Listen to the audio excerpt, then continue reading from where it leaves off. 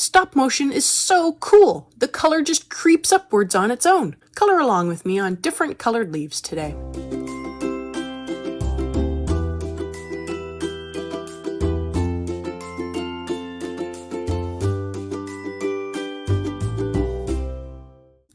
Hi everyone, I'm Catherine, the artist behind Bigelow Fine Arts. I'm continuing my journey through the Enchanted Forest and snapping a few pictures along the way.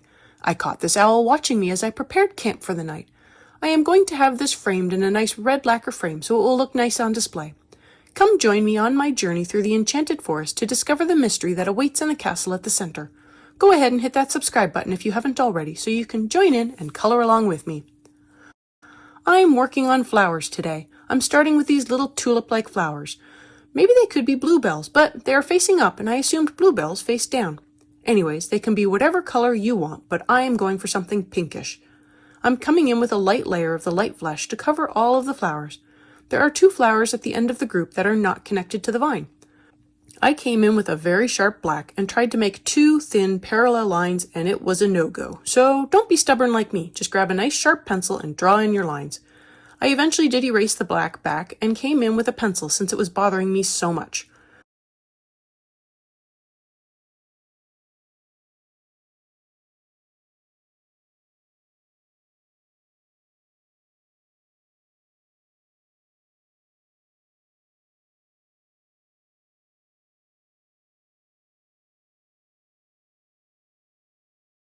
Now that I have that kind of sorted out, I come in with the magenta to add in the darker part at the bottom of the flower. I keep the color to the bottom third of the flower cup as best I can, and I do try to avoid leaving a harsh line.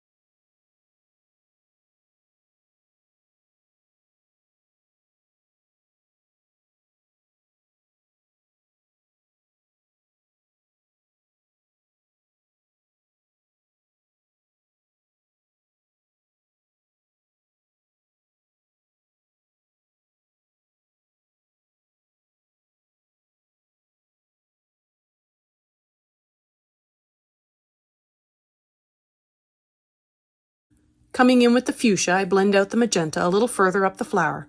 Then I come in with more light flesh to blend the whole flower together and fill in the paper.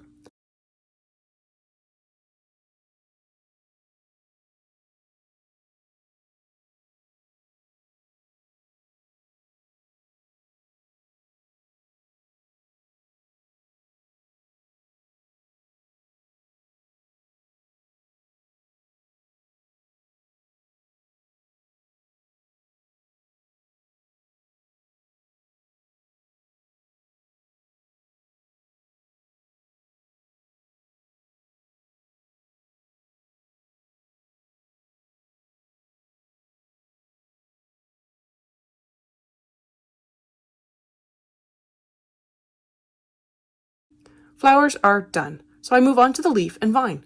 I use the light green to fill everything in. There isn't much to do here. The vine is pretty thin.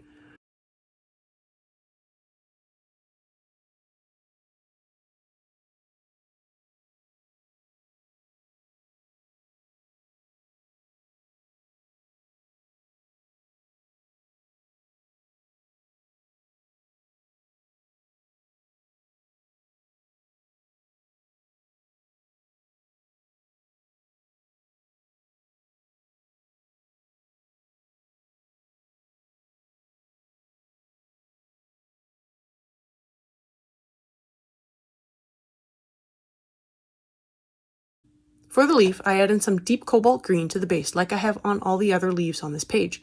I put in a light layer, then I add in just a touch on the vines where one leaf overlaps another, creating a little bit of a shadow from the overlap.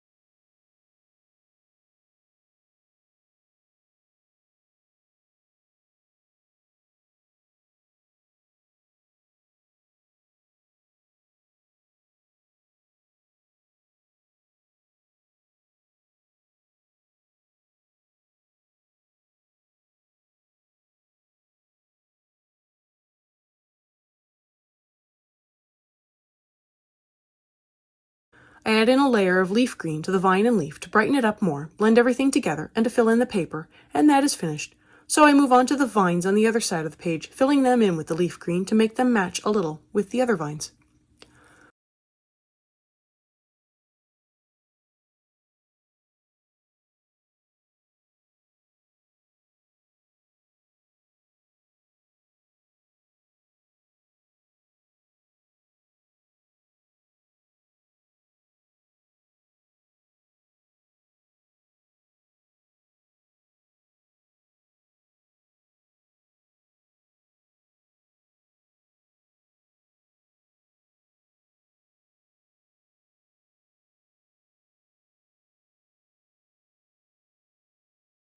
I'm moving on to these 3-lobed leaves, and I really wanted to try turning them into magnolia flowers again, but with the outline inside of them, it was going to be a little too strange, I thought.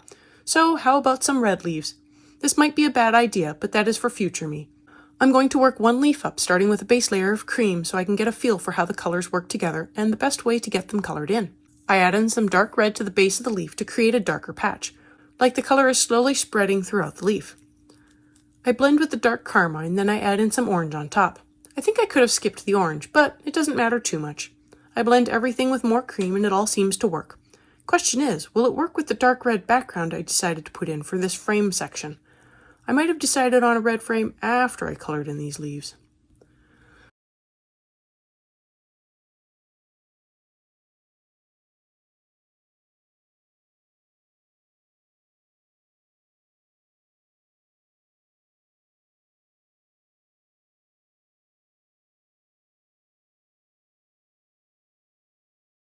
Time to work up the rest. I decided to start with the dark red, adding it to the base of this 3-lobed leaf. I'll work up another single leaf to see how it goes.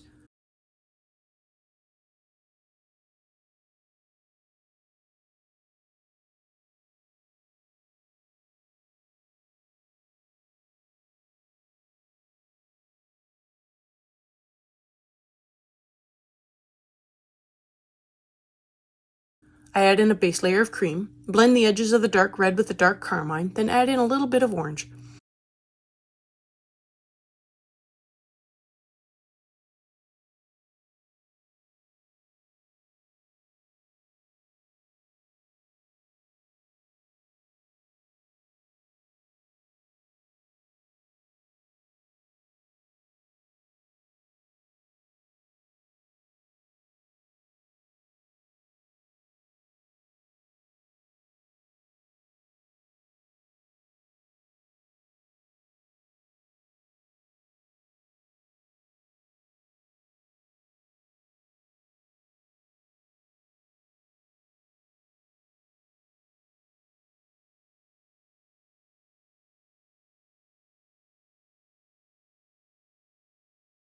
I blend with the cream, but I decide that I want the bottom darker, so I add in more dark red.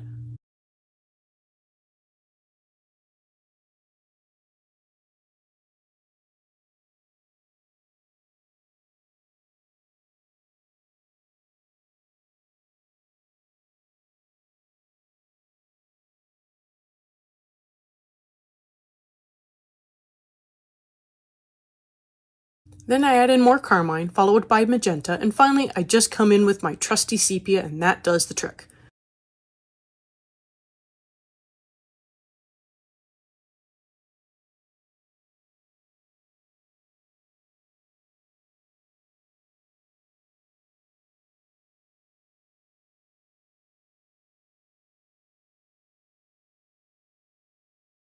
Time to work on the rest of the leaves. I put down a base layer of the cream on all of the 3-lobed leaves. I am leaving the small single leaves for now. I'll sort them out in a future color along.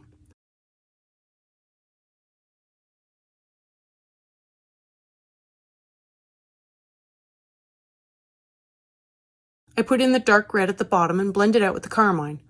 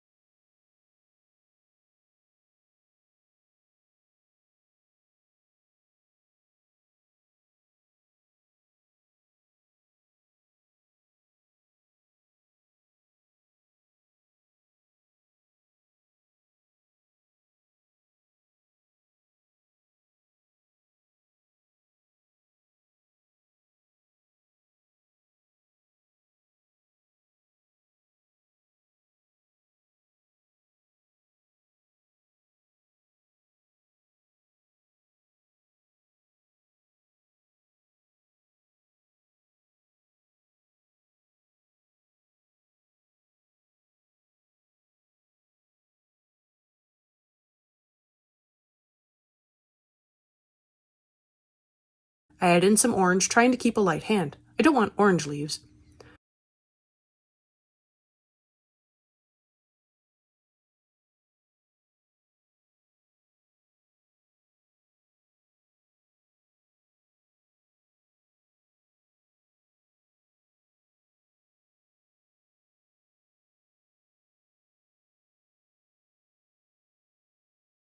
I blend with cream, and now I can come in and darken up the bottom more with more dark red, some sepia, more blending with the cream, and finally more carmine to soften up the shadows a little more at the edges.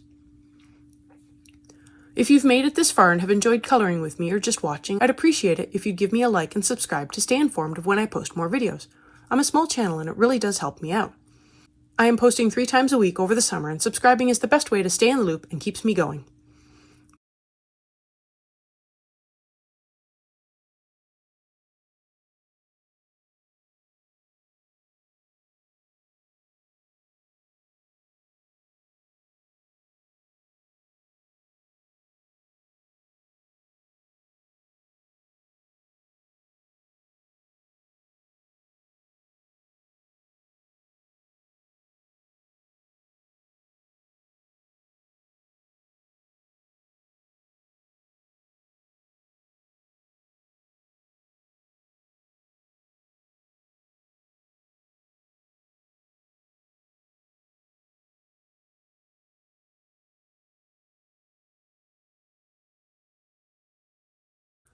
There are more of these 3-lobed leaves up above, so I will move up there to work on them.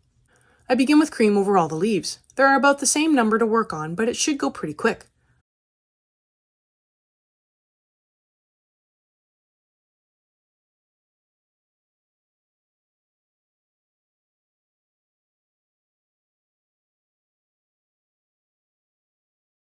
I add in the dark red at the bottom of the leaves, followed by a blending with the carmine to feather out the edges, and a further blending with the orange to soften the edges even more.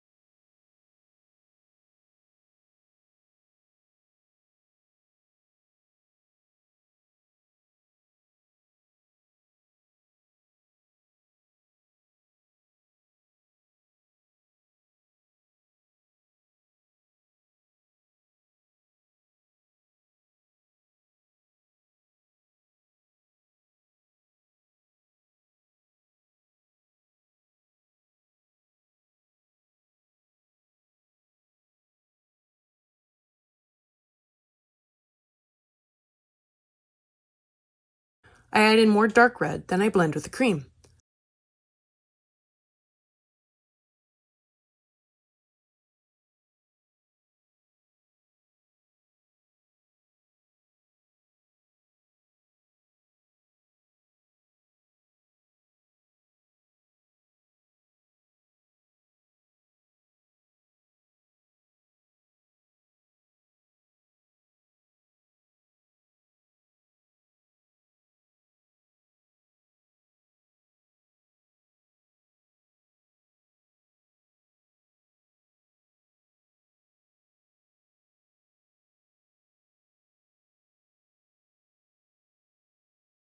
I missed one leaf, and boy are they sneaky and like to hide under my page.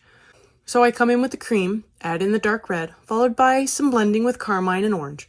More cream to blend, the sepia to make the shadow stand out more, then a final touch-up with the dark red, and that is the last of the small 3-lobed leaves.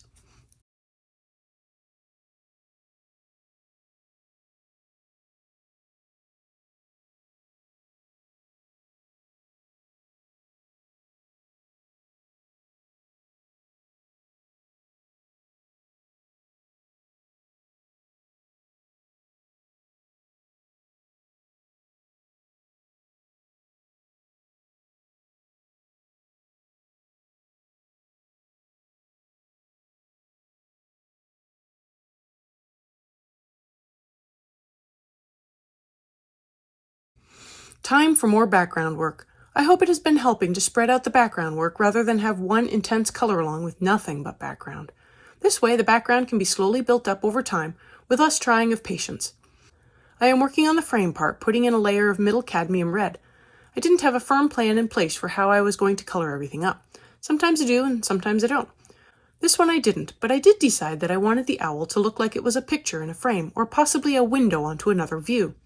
I'm really thinking this will be a dark red lacquer frame, but I will see if I can create that effect. But once I decided that, I thought it might be nice to have the two pages match a little, so they will share some of the same colors, although the squirrel will be day while the owl is obviously a night view. I might go with a reddish squirrel. That might look nice with the frame.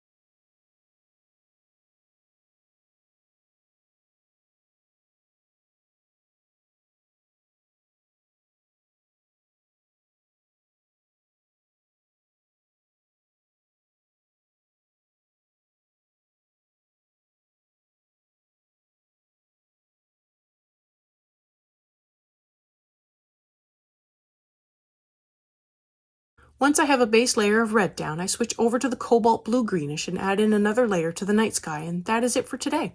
Thanks for joining me on this adventure today. Let me know below or on social media if you colored along. I'd love to know how you did. I'm on Twitter, Instagram, MeWe, and Patreon. Patreon has a short write-up, my palettes, and a list of the timestamps, and I've made them available for everyone. If you have any questions or page requests, please leave them below or reach out to me on social media. I put in a list of chapter breaks in the show notes, as well as a list of equipment I like to use. If you use any of my affiliate links, it really helps me out without costing you a thing. I want to thank you all so much for coming along and joining in with me on this coloring journey. I appreciate all my subscribers and look forward to more of you joining in and coloring along with me. Please like, share, and subscribe to help that happen. Until next time, happy coloring.